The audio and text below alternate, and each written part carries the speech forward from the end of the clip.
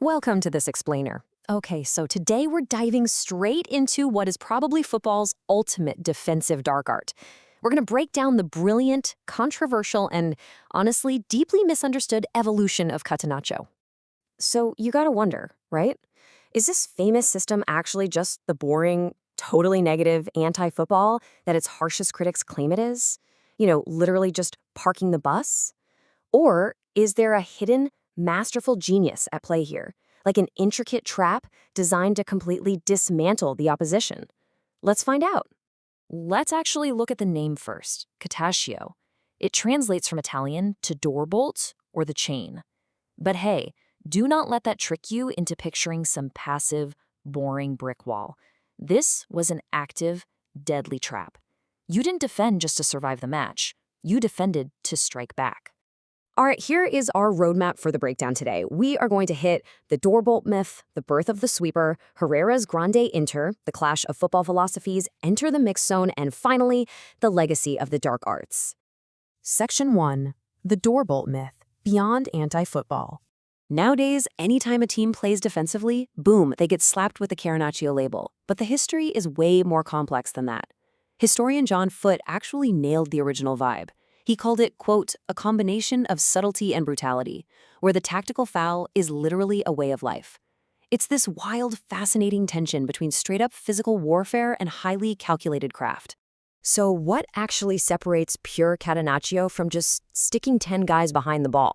Well, it boils down to three main things. First, it relied heavily on a strict man-to-man marking system. Second, it used this totally unique sweeper role. And third, and this is absolutely crucial, it was built specifically to win the ball back and launch these lightning-fast, devastating counterattacks. Section 2. Birth of the Sweeper. From Switzerland to Italy. Okay, to track down the true origins of this supposedly Italian system, we actually have to rewind to the 1930s in Switzerland. Yeah, Switzerland. An Austrian coach named Karl Roppen invented what he called the Vero, which literally translates to the door bolt. What he did was drop a midfielder way back to act as a sweeper behind a line of strict man markers. By doing this, he gave a structurally weaker team the power to totally neutralize a much stronger attack. Now, when this concept finally made its way down to Italy, that extra defender became known as the Libero. This was a free player whose whole job was to clean up loose balls and kickstart the attack. And honestly, think about the impact here for a second. The Libero fundamentally changed the entire geometry of the football pitch. It added this incredibly deep layer of defense that attackers, well, they just hadn't faced anything quite like it before. Section 3. Herrera's Grande Inter, the magician's machine. Fast forward to the 1960s.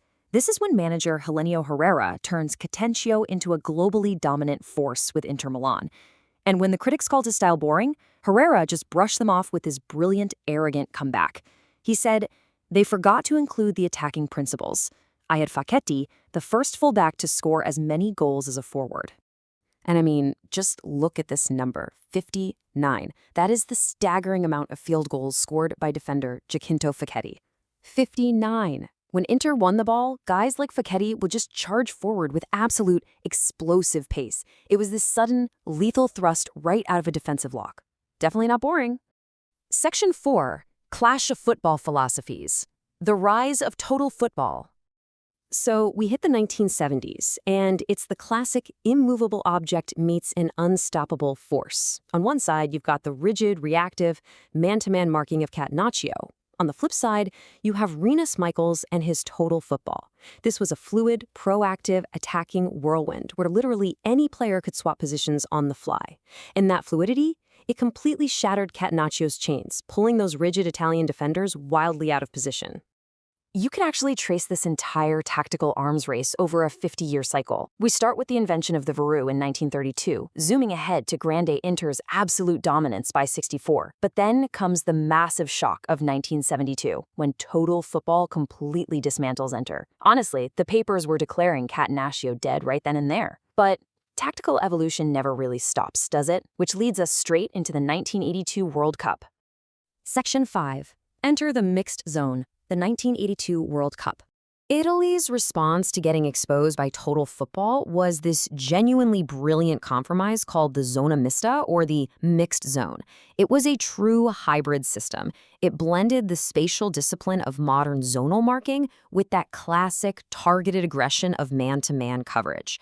They didn't abandon their defensive soul, right? They just evolved it. Here's how it worked. They kept the Libero back there for playmaking. They used zonal marking right in the center of the pitch to block passing lanes, and then they unleashed brutal man marking on the opponent's star players.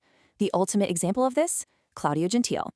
His infamous ultra-physical shadowing totally suffocated Diego Maradona in the '82 tournament. I mean, Gentile famously proved right then and there that this was absolutely not a system for ballerinas. Section 6. Legacy of the Dark Arts. Modern Pragmatism. Arsenal legend Frank McLintock had this amazing way of capturing the absolute psychological warfare of facing this system. He called it, quote, marking the inside of your shirt. Just think about that image for a second. It meant nonstop pulling, pinching, bumping, and just mastering the sheer cunning required to win at all costs. Now, pure Catenaccio did eventually die out. The 1992 back pass rule forced those deep sweepers to become actual ball-playing center backs. And changing the rules to award 3 points for a win, well, that pretty much killed the appeal of playing for those grinding 0-0 draws. But listen, its pragmatic soul is still very much alive today. Managers like Jose Mourinho grabbed hold of this exact mindset. We're talking elite defensive organization, strategic tactical fouls, and unapologetically prioritizing the win over entertaining the purists. Which leaves us with a pretty provocative final thought here. Do today's most successful, high-flying attacking teams secretly rely on these exact same dark arts to win their biggest matches? So the next time you see a cynical foul absolutely kill a counterattack, or you watch a team drop into a flawless, unbreakable defensive block, ask yourself, are you actually seeing the invisible chains of Catenaccio still at play?